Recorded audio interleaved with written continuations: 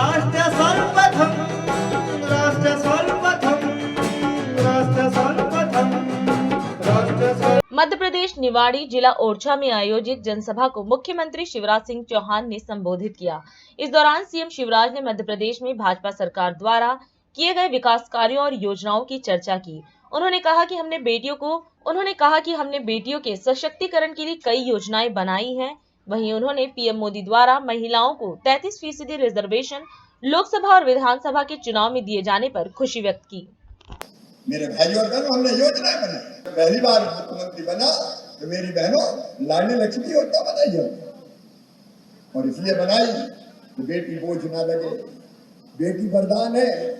और जब हमने तय किया कि मध्य प्रदेश की धरती पर बेटी पैदा होगी तो लखपति पैदा होगी। लखपति आज 40 लाख लाडली लक्ष्मी बेटियां मेरी है, जिनके हम पढ़ाई की व्यवस्था कर रहे हैं, पढ़ाई की व्यवस्था कर रहे हैं, आगे बढ़ाने का काम कर रहे हैं।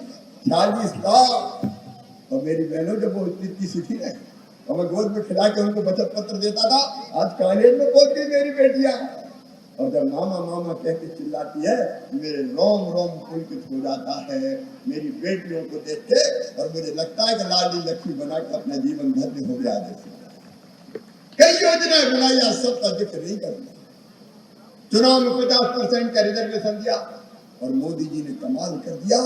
33% रिजर्वेशन लोकसभा विधानसभा के चुनाव में। अगली बार जब लोकसभा विधानसभा के चुनाव होंगे तो 33% सीटों पे केवल बहनें खड़ी होंगी, बहनें, और एमएलए और एमपी बनेगी। चिंता मत करना, इस बार थोड़े कम रह गए होंगे, अगले बार 33% पक्के। ये भारतीय जनता पार्टी है, अपनी भारतीय जनता पार्टी। कब कांग्रेस ने किया कोई बता दे, कितने काम किए। और ये लाडली बहना की बात करते हैं, लाडली बहना मजाक नहीं है। मेरी बहनों, जिसके दिल में बहनाओं के दुख दर्द दूर करने की तरफ होती है, वो ही ऐसी योजना बनाता है। क्योंकि मेरी आत्मा रोती थी भाइयों, मेरी बहनें हजार रुपया को तरस जाती, जरूरत पड़ गई 1000 रुपया की, हाथ मांगना पड़ते थे, हाथ फैलाना पड़ते थे। गरीब बहने, किसान बहने, निम्न मध्यम वर्ग की बहने, बताओ बहनों, जब जरूरत पड़ती थी तो परेशानी होती थी कि नहीं पैसे की? जोर से बताओ, होती थी कि नहीं? और इसलिए तुम्हारे भाई ने तय किया, चिंता मत करो, भैया मुख्यमंत्री है, बहनों को हाथ नहीं फैलाने देगा। हर महीना तुम्हारे खाते में पैसा भेजेगा, हर महीना तुम्हारे खाते में पैसा भेजेगा। आज बताना मुझे, विजयादशमी दशहरे के दिन कभी सोचा था कि कोई ऐसा भैया मुख्यमंत्री भी आएगा जो हर महीने हमारे खाते में पैसा डालेगा? अरे सोचा था क्या कभी? कोई कल्पना नहीं कर सकता था, भाइयों ने भी नहीं सोचा होगा।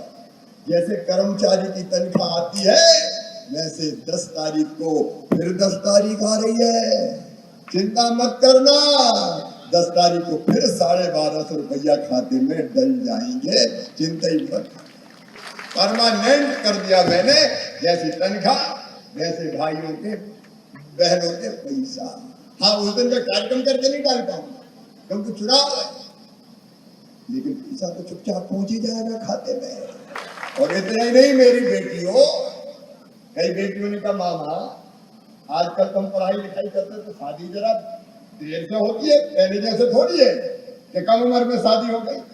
तो मामा अब हमने क्या बिगाड़ा, हमें काय को नहीं दे रहे, कोई शादी करना जरूरी का पैसा।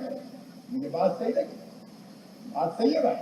अब बेटी पढ़ेगी तो 25 साल में 26 साल में भी शादी करेगी, उसमें क्या दिक्कत? 16-18 में थोड़ी शादी होती है। और इसलिए बेटियों, 21 साल के बाद की जितनी उम्र की बेटियां हैं, शादी हो तो नहीं हो तो पैसा दिए 1250 महीने लाडली बहना के पक्के भैया, और 1000 रुपया मेरे किसान भैया के। तो पति पत्नी दोनों को मिला के 2250 तो हो गए पक्के सूखे। ईमानदारी से बताना, 1 एकड़ 2 एकड़ का किसान परिवार हो तो फसल में 27,000 रुपया साल बचते थे क्या? ये सूखे 27,000 ये जाएंगे और बढ़ते जाएंगे। और उसके बाद मकान, राशन, इलाज, 5 लाख रुपए तक का इलाज फ्री में होगा, ताकि इलाज में भी पैसा खर्चा ना हो। और मेरी बहनों, रसोई गैस का कनेक्शन अब 450 में कर दिया, चिंता मत करना, 450 में मिलेगा जनाब, लकड़ी ठूसने की जरूरत नहीं।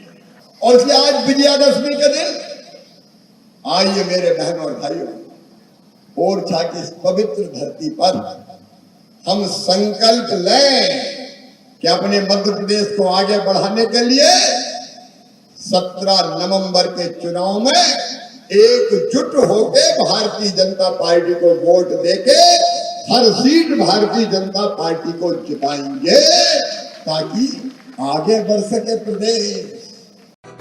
राष्ट्र सर्वप्रथम